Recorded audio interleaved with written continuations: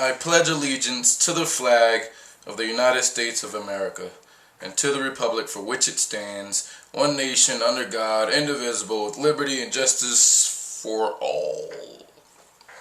Girl, you know it's true. I love you. Is it better to be feared or loved? Is she, America, the shining city on the hill? Here are some common stereotypes associated with anti-Americanism. According to William Russell Melton, quote, aggressive, arrogant, ignorant, imperialistic, know-it-alls, loudmouth, militaristic, obsessed with making money rather than making friends, too moralistic, obnoxious, and that many Americans are overweight. Well, damn! As an American living abroad, I've perused through the realm of anti and pro-American sentiments from Europeans, Africans, and East Asians. Within the eye-opening observations, my fragmented mirror is finally clear. I now have a bird's eye view on the international perceptions of America and or Americans. My question to those who view us from the outside, are you combining American politics with American idiosyncrasies? You are aware of the subcultures that exist in America, right? In other words, do you think the people are literally a manifestation of the American foreign policies? You're obviously not aware of the various perspectives we hold about our own country. Some we won't admit to in order to save face. Others are just as open as your criticisms of America. We are bound by a currently flawed two-way party system, and it seems like we're bound by a three-way drama of love, hate, and misconceptions, which fails to understand the complexities that come with being a superpower. That which exists through a scope for a force for good and our own special self-interest. Damn you, oil. Regardless of the multicultural families and the sheer gigantic enormous size of America due to a destiny manifested, Americans, for the most part, do share a lot of exceptional ideas, developed and underdeveloped. Some reinforce bad American stereotypes, others don't. With that said, it's unfair and illogical to lump everyone together. Ideologies within America can be fundamentally extreme, polar opposites from each other. Hence, from state to state, we are the same and not the same. It's like wearing a uniform for the same school, but each student sits with their own group during lunchtime. Second lunch. Each student from their clique travels to your country. Some of the students flaunt their political and militaristic might with boisterous arrogance combined with an obtrusive English-speaking superiority complex. Other students are just as adventurous, culturally curious, and respectful like any other decent citizen of the world. I'm still reading and learning and going through experiences of what it means to be American outside of America. Yeah, it's complicated. Personal story.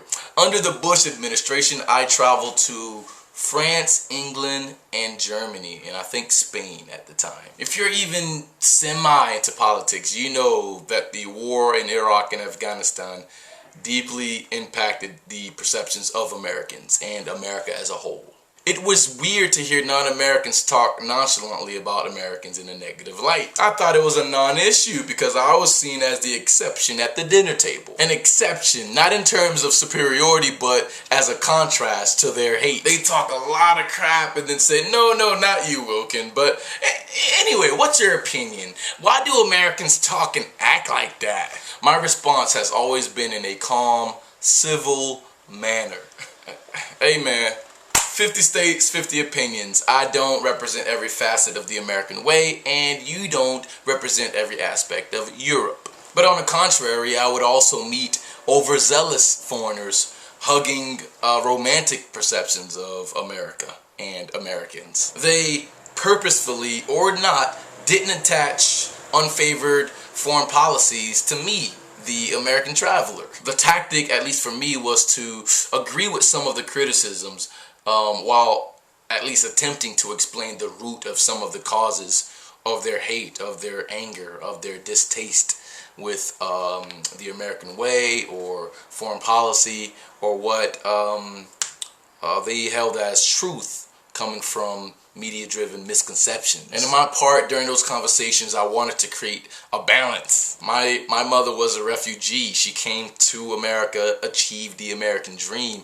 I felt a responsibility to protect that image because our family accomplished that. It was rare to find engaging conversations about world affairs which highlighted political and socioeconomic corruptions that's apparent in every nation, or to find things that made our respective countries great. We all have great things about our countries.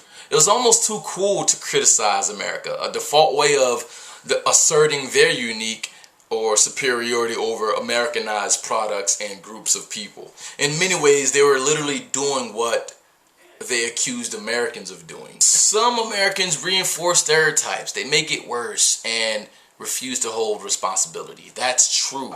I've had some of my white American friends say this when things hit the fan in Korea. I just say I'm Canadian. Come on, son. Instead of using that opportunity to contrast the negative light, you much rather claim something else.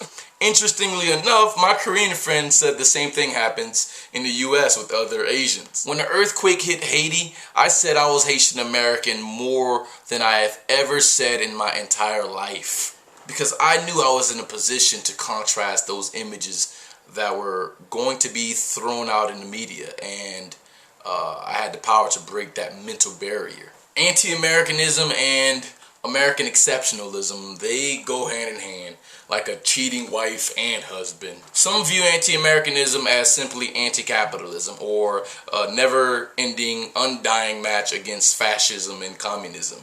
Damn, that's a lot of isms. Also, local descent from Americans is considered by a lot of people as anti-American or unpatriotic, which takes a totally different definition, that which highlights a set of disloyal acts. Almost sounds blasphemous. It has a Christian undertone, like a covert who decides to finally leave his church. There are a lot of things that makes countries exceptional.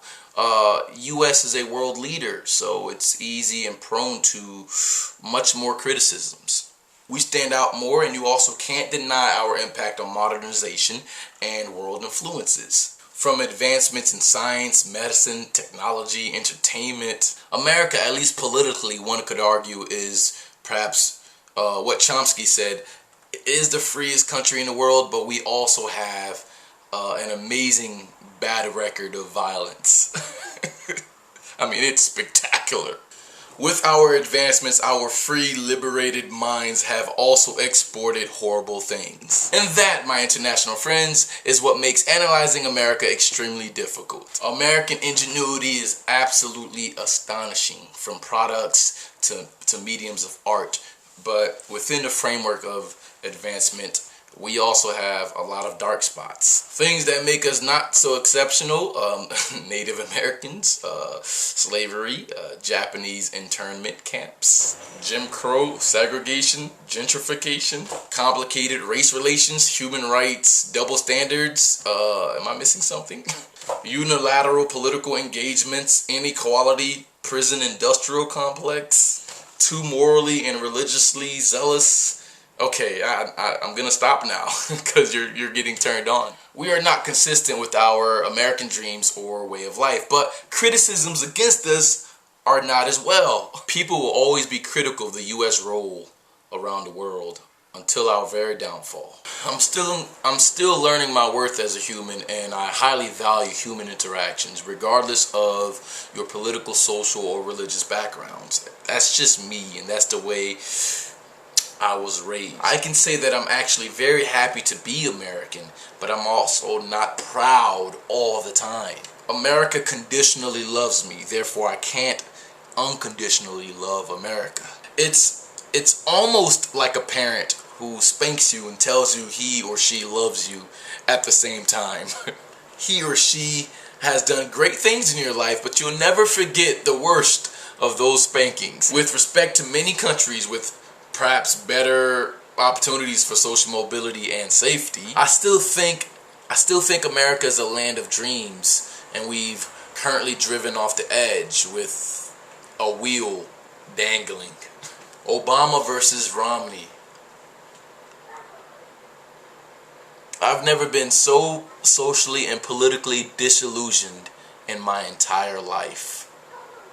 In an age of uprisings and economic global shifts, I would argue that the entire world is somewhat disillusioned.